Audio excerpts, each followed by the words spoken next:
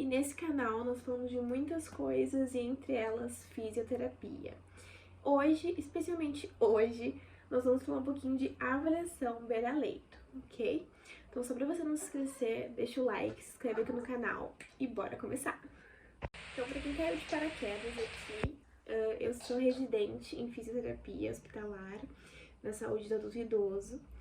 E esse é o meu modo de avaliação, lembrando que não existe modo certo, não existe modo errado, porque como eu sempre digo, na física a gente não tem receitinhas de bolo, cada um faz o seu jeito e o importante é o paciente, né? Então, para iniciar, a gente pode ter acesso aos prontuários dos pacientes, que podem ser prontuários online ou físico, depende muito do hospital.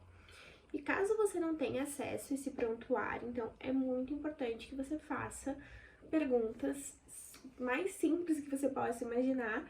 Então, nome, idade, data de nascimento, local de residência, o que essa pessoa trabalha, se ela tem alguma doença associada, se ela toma algum medicamento para essa doença, se ela já tem alguma coisa prévia, tipo alguma cirurgia ou alguma lesão importante. E quem que é o contato, então, que você pode entrar que seja responsável por essa pessoa, também é bem importante. Então, essa é a primeira dica. Perguntas importantes também estão associadas à funcionalidade desse paciente. Como assim a funcionalidade? No sentido do que ele fazia antes, que ele não consegue fazer agora, ou que ele não faz nos dois tempos. Por exemplo, se ele sentava sozinho, se ele caminhava, se ele utilizava algum dispositivo para deambular, seja então uma muleta, seja então ele se apoiando nas paredes, que tem pessoas que não saem mais de casa, então eles não usam dispositivos, mas eles precisam de auxílios físicos para se movimentar, né? Também é importante.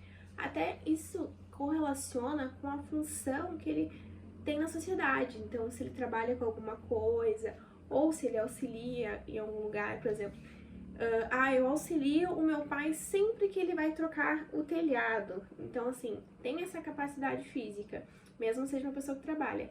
A pessoa é uma professora, a professora relata dor no ombro. Então, acho que às vezes a atividade ocupacional ou os hobbies podem influenciar diretamente no que o paciente tem. Então, passando para a inspeção, você vai olhar para esse paciente, para esse momento que ele está inserido. Vai ver se ele está lúcido, orientado, está colaborativo ou não. Você pode fazer perguntas para ele, se ele sabe onde ele está, se ele sabe mais ou menos que horas são, se ele sabe qual é a data, se ele sabe quem é a pessoa que está acompanhando ele. É importante fazer esse tipo de pergunta, porque quando eles estão nesse ambiente, que é hospitalar, eles ficam desnorteados por vezes, então a gente tem que ter controle disso, tá?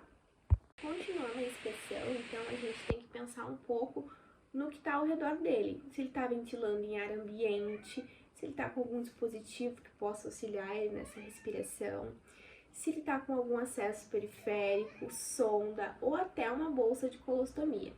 Então é importante você notar isso para que você comece a mobilizar esse paciente. Tá? Observando também, a gente pode ver o padrão respiratório dessa pessoa. Se ela tem um padrão mais torácico ou mais abdominal, ou tem uma respiração mais profunda ou mais curta. Observando também se ele tem partes onde tem inchaço, se as extremidades estão alteradas, cianóticas, se tem algum sinal de icterícia, que é aquele olho mais amarelo. Tudo pode ser avaliado somente observando. Tudo não, tudo que eu falei agora. Para os sinais vitais, então, os mais importantes são a frequência cardíaca, a frequência respiratória, a saturação e a pressão arterial. Também realizamos ausculta pulmonar, verificando então como é que está o murmúrio vesicular. Gente, que palavra difícil. Como é que tá o som ali no pulmão, se tem roncos, se tem sibilos, se tem crepitantes. Inclusive, se vocês quiserem uma aula sobre esses sons, deixem aqui nos comentários que eu trago um pouquinho para vocês. Também é importante a gente focar na queixa principal do paciente. Se ele sentiu dor, se ele teve tosse, se ele teve falta de ar, Se essa dor, então, era uma dor que irradia, ou uma dor mais concentrada, uma dor que exacerba à noite, amanhã, ao exercício. Gente, isso é tudo minha gata. Falando um pouquinho mais de palpação agora, a gente pode palpar geralmente as extremidades do paciente, ver se elas estão geladas, se elas estão quentes, se tem algum inchaço importante e se tem sinal de cacifo ali presente, se aquela pele ela é móvel ou não, se tem alguma lesão, principalmente lesão por pressão.